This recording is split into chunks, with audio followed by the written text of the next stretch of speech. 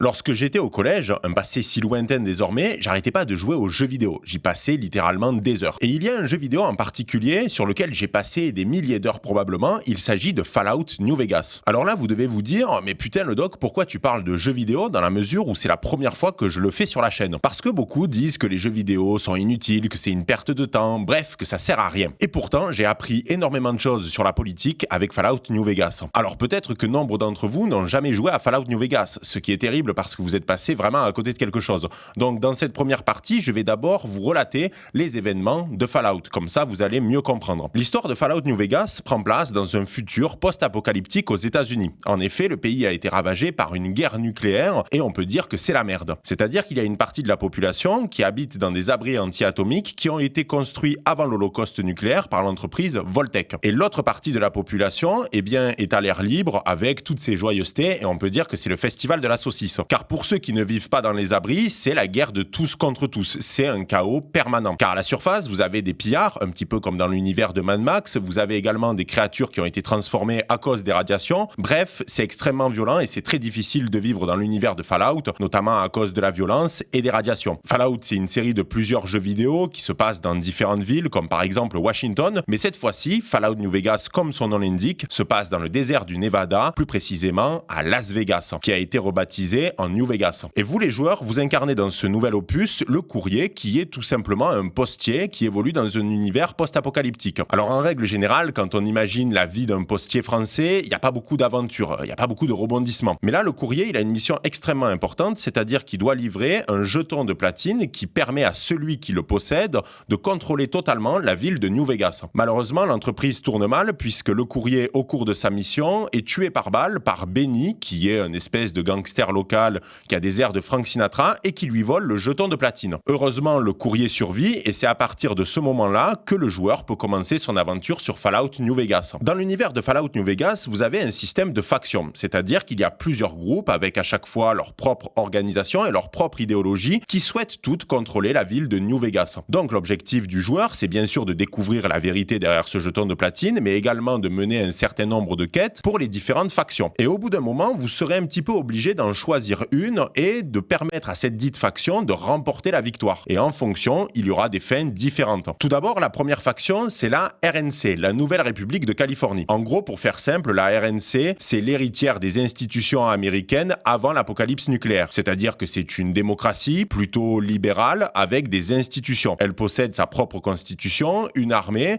ainsi que des représentants. Alors bien sûr, elle a des avantages majeurs puisqu'elle apporte dans la région à la fois une forme de stabilité politique, mais également économique. Et en parallèle, bien sûr, la sécurité par le biais de son armée. Mais attention, la RNC, c'est pas non plus le paradis sur Terre puisqu'elle a beaucoup de défauts. Il y a beaucoup de corruption, il y a du népotisme, elle est impérialiste, elle a une volonté expansionniste et elle utilise les valeurs de la démocratie pour imposer sa vision du monde. Et en plus, elle a une bureaucratie extrêmement lourde qui la rend parfois inefficace. La deuxième faction du jeu et qui sont considérés comme les ennemis mortels de la RNC, c'est la Légion de César. Il s'agit d'un régime dictatorial qui est tenu dans les mains d'un seul homme, le légat César, avec une inspiration romaine. Donc il y a de la verticalité, un culte du chef, de la propagande et aussi une extrême brutalité. Les avantages de la Légion, c'est le fait que justement elle fait montre de cette extrême violence pour apporter une sécurité totale dans la région. Le problème, c'est que quand on a un régime extrêmement violent, il y a des dérives en parallèle. Et c'est le cas avec la Légion de César. Et donc il y a des massacres d'innocents, il y a des massacres d'opposants et bien sûr une logique esclavagiste. Ensuite, vous avez la troisième faction du jeu qui est en quelque sorte ma préférée. Il s'agit de celle de Monsieur House. Monsieur House, c'est un milliardaire qui a fait fortune dans la robotique avant le déclenchement de la guerre et qui est désormais branché à une machine pour communiquer en étant cryogénisé. Monsieur House est inspiré d'un personnage qui a réellement existé. Il s'agit de Howard Hughes, un grand industriel américain qui a notamment travaillé avec la CIA, qui a développé l'aviation et Hollywood comme on le connaît aujourd'hui, notamment avec les premiers grands blockbusters. Il était totalement paranoïaque et il a fini avec le syndrome de Diogène. Et Monsieur House, si on devait le placer dans une ligne idéologique moderne qui existe réellement, ça serait la néo-réaction de Curtis Yarvin et de Nick Land. Car l'objectif de Monsieur House, c'est de faire de New Vegas une sorte d'oasis à la fois extrêmement développée d'un point de vue économique, mais aussi technologique. En fait, il a une vision sur le long terme futuriste. Il veut utiliser la technologie pour développer New Vegas. Et en fait, comme dans la néo-réaction, il y a une logique de césarisme et c'est lui qui décide absolument de tout et il gère New Vegas comme si c'était une entreprise privée. Donc là encore, il y a beaucoup d'avantages avec de la sécurité, un développement économique, économique, un développement technologique, mais en parallèle, tous les pouvoirs sont dans les mains d'un seul homme. Et enfin, la dernière faction du jeu, qui est aussi extrêmement intéressante, c'est celle de Benny Oui Oui. Benny Oui Oui, c'est un robot qui appartient à Monsieur House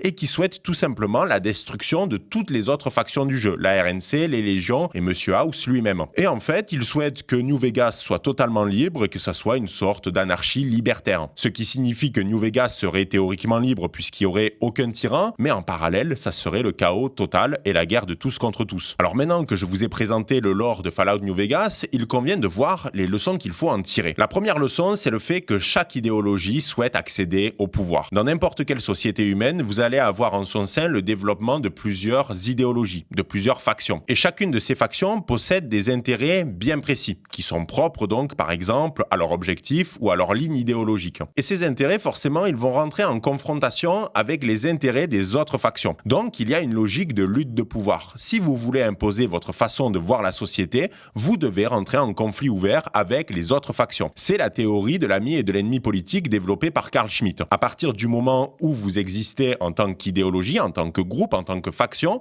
et que vous avez des intérêts, il y aura en face de vous une sorte de miroir inversé qui représente tout le contraire de vos intérêts, de votre ligne idéologique ou de votre faction. Et c'est comme ça, à partir du moment où il y a une faction qui existe avec son idéologie, il va y avoir le développement de son pendant inverse, de son ennemi politique. Et on peut voir que dans New Vegas, les intérêts sont totalement divergents. Par exemple, Monsieur House est très technophile. Il souhaite utiliser la technologie pour développer la ville de New Vegas. Or, en parallèle, vous avez la Légion qui est technophobe. Donc là, vous voyez bien qu'il y a le développement de deux idéologies qui rentrent totalement en contradiction et qui promettent des avenirs différents pour New Vegas. Et c'est exactement ce que l'on retrouve dans nos démocraties libérales, c'est-à-dire qu'il y a des partis qui représentent des intérêts pour différentes parties de la population et ces intérêts rentrent en contradiction. Et l'objectif, c'est donc de faire gagner sa propre faction en quelque sorte. Le problème, c'est qu'on apprend la deuxième leçon fondamentale dans Fallout New Vegas, c'est le fait qu'aucune idéologie ne pourra jamais faire l'unanimité. C'est-à-dire que quand vous prenez toutes les fins possibles de Fallout New Vegas en fonction des différentes factions qui ont gagné, il y a systématiquement des avantages mais également des inconvénients. C'est-à-dire qu'à partir du moment où une faction prend le pouvoir dans New Vegas ou qu'un parti politique prend le pouvoir en France,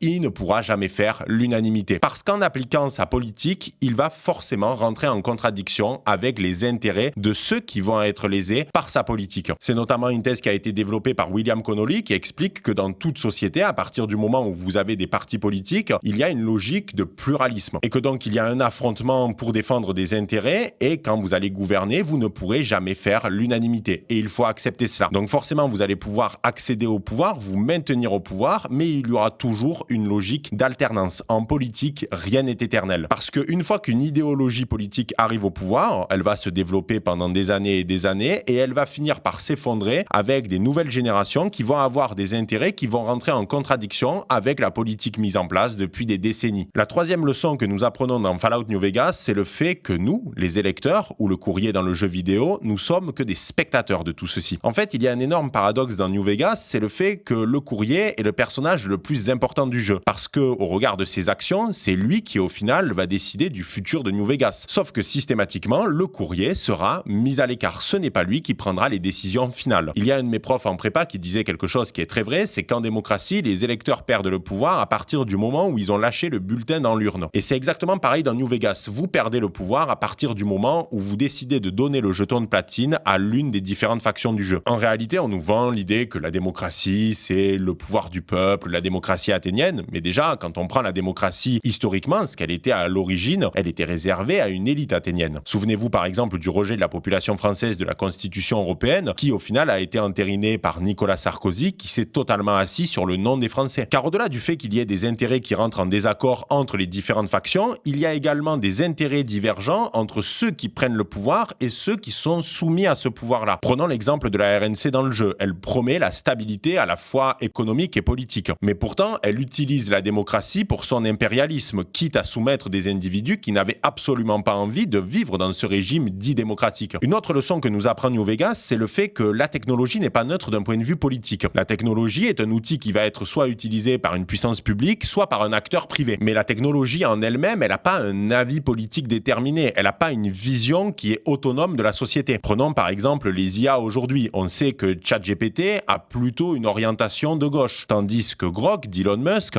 est plutôt orienté à droite. droite. Et un personnage dans le jeu qu'il a parfaitement compris, c'est Monsieur House. C'est-à-dire que d'un côté, la technologie peut être positive, c'est-à-dire qu'elle permet d'apporter une stabilité dans la ville de New Vegas, ce qui est quand même un souhait majeur de la population parce que c'est la guerre de tous contre tous. Mais de l'autre, ça peut être aussi un outil d'asservissement. Et de cette technologie, il va y avoir donc des plateformes différentes et chacune de ces plateformes répond à des biais idéologiques qui sont voulus, qui sont instrumentalisés par celui qui souhaite les faire diffuser le plus possible. Et enfin, la dernière leçon que nous apprend Fallout New Vegas, c'est le fait que la guerre ne meurt jamais. Ça, c'est une phrase qui revient systématiquement dans l'intégralité des jeux vidéo Fallout, mais également dans la série qui a été développée par Amazon. C'est-à-dire que la guerre existera toujours. Nous ne pourrons jamais vivre dans un univers où règne la paix perpétuelle. Ce n'est pas possible. Et c'est notamment ce qu'explique Raymond Aron dans Paix et guerre entre les nations. Il souligne le fait que les nations ont toujours des volontés expansionnistes, des volontés aussi de posséder les ressources, et par conséquent, pour mettre la main à la fois sur des territoires et des ressources, il faut passer par la case guerre. Donc même quand vous avez des nations démocratiques, ces dernières sont obligées de passer soit par le biais d'opérations clandestines,